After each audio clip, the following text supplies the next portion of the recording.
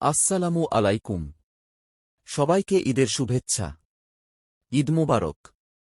আজ আপনাদের সাথে শেয়ার করব শিক্ষণীয় গল্পের দ্বিতীয় পর্ব। বিশাল এক পাহাড়ের উপরে এক ঈগল বাসা বানিয়েছিল।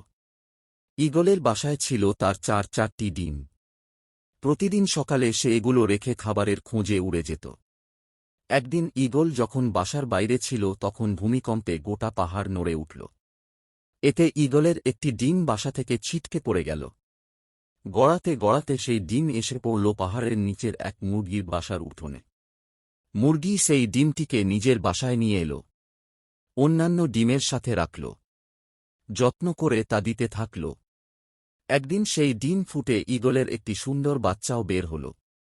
মুরগির বাচ্চাদের সাথেই ঈগলের বাচ্চাটি বড় হয়ে উঠতে লাগল।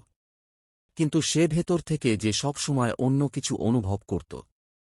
আকাশে একদিন ঈগলের একটা ঝাঁককে উড়ে বেড়াতে দেখে সে মুরগিকে বলল, ইস, যদি আমিও তাদের মতো উড়ে বেড়াতে পারতাম। মুরগি হেসে উত্তর দিল, তুমি কিভাবে উড়বে? তুমি তো মুরগি এবং মুরগি কখনো উড়ে না।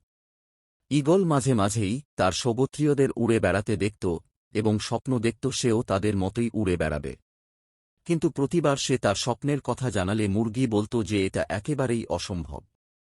মুরগির এই কথাটি ঈগল বিশ্বাস করতে শিখল এবং তার জীবনটা বাকি মুরগিদের মতোই কাটিয়ে দিল। অনেক দিন এভাবে কাটানোর পর একদিন সে মারাও গেল। আসলে আমাদের জীবনেও এটা চরমতম সত্য। তুমি যা বিশ্বাস করতে শেখো একদিন তুমি তাই হয়ে উঠবে। তাই তুমি যদি ঈগলের মতো উড়ার স্বপ্ন দেখো, তবে সেই স্বপ্নকেই অনুসরণ করো। মুরগির কথায় কান দিতে যেও না।